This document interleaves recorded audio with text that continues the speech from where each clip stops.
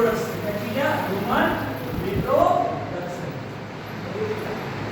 ठीक है, ये आपके क्लास 2 का बायोलॉजी का सेकंड चैप्टर है। इसमें से पहला है जनन। जनन किसे कहते हैं? जब कोई जीव अपने ही समान संतान उत्पन्न करने की क्षमता रखता है तो उसे हम क्या कहते हैं? जनन कहते हैं। उसे हम क्या कहते हैं? जनन कहते हैं। क्लियर? क्लियर। अब जनन करने के लिए किसकी आवश्यकता होती है? जनन करने के लिए किसकी आवश्यकता होती है? युग्मक। जनन करने के लिए किसकी आवश्यकता होती है? युग्मक। क्योंकि मनुष्य कैसा प्राणी है?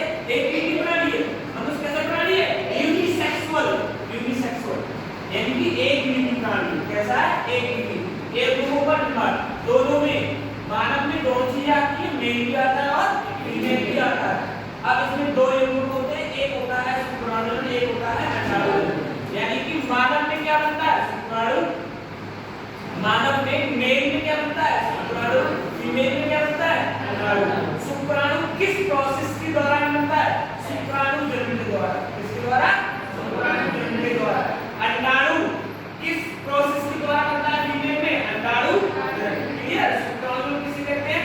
शुक्राणु बनने की प्रोसेस को ही शुक्राणु जनन कहते हैं। इसमें तीन अवस्थाएं की तीन हेड होती है। क्लियर? ठीक है, हैव यू अंडरस्टूड? ओके, ठीक है। अब शुक्राणु, शुक्राणु क्या होता है? शुक्राणु मानव शरीर की सबसे छोटी कोशिका होती है, ध्यान रखना। शुक्राणु मानव शरीर की सबसे छोटी कोशिका होती है और यही ही मेल का युग्मक होता है। किसका युग्मक होता है? मेल का युग्मक होता है। मानव में दोनों अलग-अलग युग्मक होते हैं। मेल का नर युग्मक किसे कहते हैं? शुक्राणु को कहते हैं। मादा युग्मक किसे कहते हैं? अंडाणु को कहते हैं। नर युग्मक किस द्वारा बनता है? शुक्राणु जनन द्वारा। मादा युग्मक किसके द्वारा बनता है? अंडाणु जनन द्वारा। क्लियर? तो फीमेल में बनता है। यौनारंभ, यौनारंभ अवस्था किसे कहते हैं भाई? यौनारंभ जब कोई जीव जनन करने की संतान उत्पन्न करने की उसके अंदर जो एबिलिटीज एंड क्वालिटीज आ जाती हैं, तब उस फेज को यानी तब उस अवस्था को हम यौनारंभ अवस्था कहते हैं। क्या कहते हैं हम? यौनारंभ।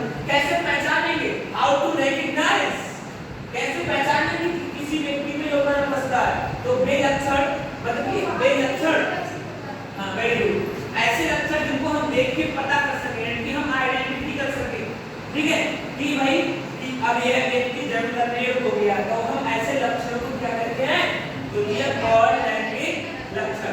क्या क्या बोलते हैं उसे हम? द्वितीय गौण लैंगिक लक्षण। द्वितीय गौण लैंगिक लक्षण में क्या होता है? ठीक है, मेल में अलग लक्षण दिखाई पड़ते हैं और फीमेल में अलग।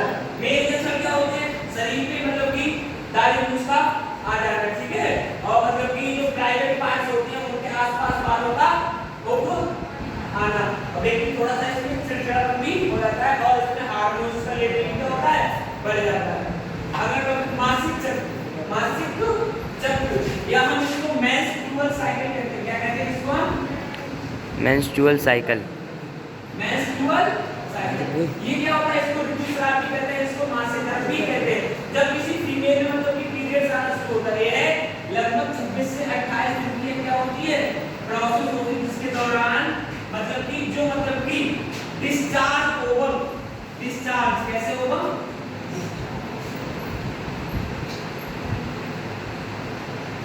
फीमेल में दो ओवरी होती है, सबको क्लियर? यानी कि दो अंडाशय होते हैं और उन अंडाशय में क्या होता है? अंडाणु बनते हैं। अगर वो अंडाणु एकाध हो जाए 28 दिन के बाद, तब वो जब वो बॉडी से बाहर रिलीज होते हैं, ठीक है, तो उस रिलीज होने की प्रोसेस को हम मासिक चक्र या पीरियड्स या मेंस्ट्रुअल साइकिल कहते हैं। क्लियर? रजोनिसम किसे कहते हैं? जब किसी फीमेल की मतलब कि जीवन में लाइफ टाइम में, ठीक है, इन लाइफ मतलब फर्स्ट टाइम जब उसको पीरियड्स आते हैं तब उस केस को रजोनिसम या मेनार्क बोलते हैं। क्या बोलते हैं उसको? मेनार्क। क्लियर? ये 13 साल की अवस्था में, एक साल घट गई है, 12 साल की अवस्था में आता है। क्लियर? नहीं क्लियर? आगे बढ़े? Yes sir. अगला है रजो निवृत्ति। इसे किसे कहते हैं?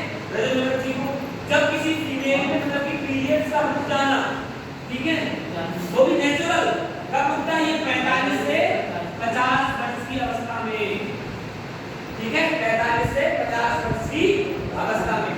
अच्छा, पीरियड्स में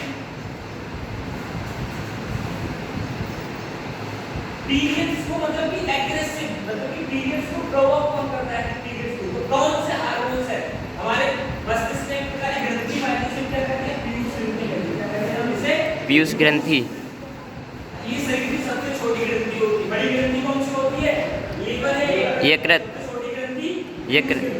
इस पीयूष ग्रंथि से दो हार्मोन निकलते हैं एक है एसएच दूसरा LH FSH follicle stimulating hormone LH luteinising hormone ये दो अगर ये किसी फीमेल में और पीयूष ग्रंथि से हार्मोन ना निकले तो उस फीमेल में कभी भी पीरियड्स नहीं आएंगे क्लियर यस सर।